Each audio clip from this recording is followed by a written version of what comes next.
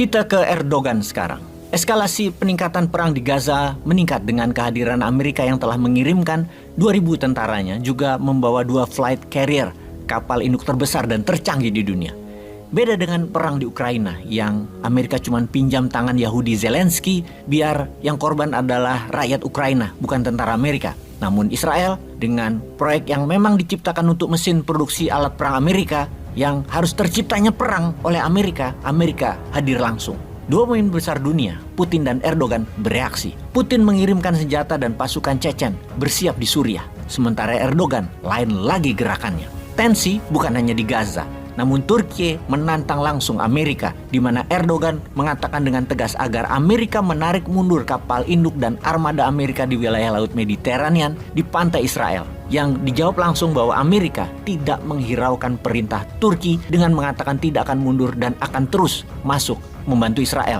Apa yang Erdogan lakukan kemudian? Dia mengirimkan armada laut Turkish Navy ke timur Laut Mediterania.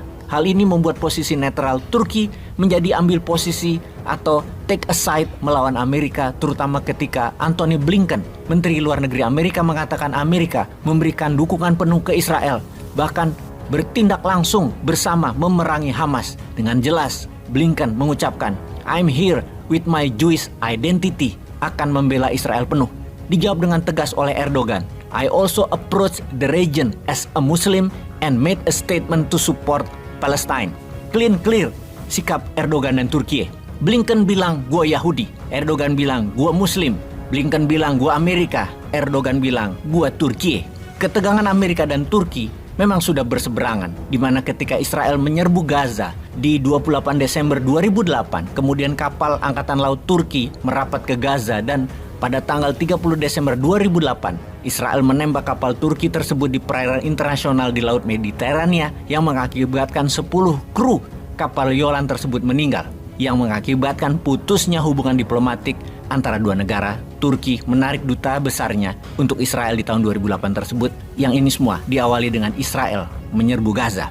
Sekarang ketika USS Gerald Ford dengan seluruh armada dikelilingnya seperti kapal destroyer, fregat Amerika di Laut Mediterania, armada laut Turki melakukan latihan perang-perangan dengan menghadirkan seluruh angkatan laut Turki bersebelahan dengan armada USS Gerald Ford saat ini. Itu baru postur pemimpin namanya. Ternyata Siprus juga ikut membela Turki dengan mengirimkan angkatan lautnya ke Laut Mediterania. Hal inilah yang membuat wilayah selatan Siprus menjadi tidak leluasa dilewati oleh armada Amerika. Dengan adanya latihan perang dua negara, USS Gerald Ford agak bergeser ke barat menjauh dari Israel. Sebuah strategi pintar dari Erdogan dan Siprus. Dalam latihan perang, maka real bullet dan real amunisi dilontarkan, di mana kalau ada kapal perang Amerika yang kena, Turki tidak bertanggung jawab. Karena itu sebaiknya Amerika minggir. Pemerintah Turki berkali-kali mengatakan ke armada Amerika, jangan mendekat daerah latihan perang kami di timur Laut Mediterania dan selatan Laut Mediterania.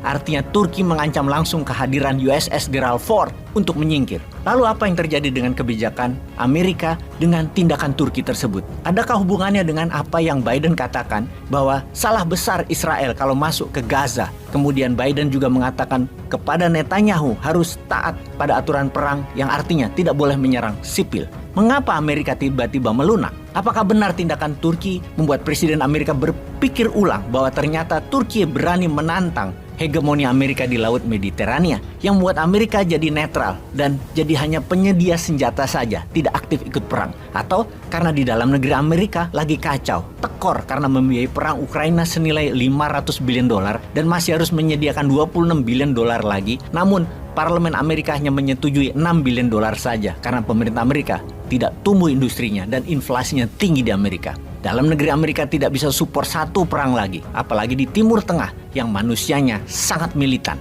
Apakah Amerika mendadak panik karena Erdogan bertemu empat mata dengan pemimpin Iran, Ebrahim Raisi, baru-baru ini yang menjadi perhatian dunia barat? Amerika, Inggris, Perancis mendadak terdiam, juga mendapatkan fakta Putin mendukung Erdogan, di mana dalam diskusi dengan Iran, Erdogan mengatakan kalau Iran aktif masuk perang dengan Israel, Turki mendukung penuh. Turki akan memberikan drone Bayraktar yang canggih yang bisa membuat serangan jarak jauh untuk kekuatan, membantu drone Iran Shahid yang terkenal untuk serangan jarak pendek dan menengah. Agaknya mereka tukeran drone Iran menyerang Israel jarak jauh pakai Bayraktar, Turki serang Israel pakai drone Shahid. Apa nggak sangar tuh keduanya mengapit Israel? Ditambah pasukan Chechen mulai berkumpul di Suriah, tinggal nyebrang ke Lebanon sampai Israel. Di Lebanon juga ada Hizbullah. Di tengah pertemuan Erdogan dengan Ebrahim Raisi, Menteri Luar Negeri Turki, Hakan Fidan, bertemu dengan Menteri Luar Negeri Rusia, Lavrov, mendiskusikan Gaza, Suriah, dan Chechen, di mana puncak kesepakatan mereka ketika Israel masuk ke Gaza. Itulah garis merah yang jika dilampaui,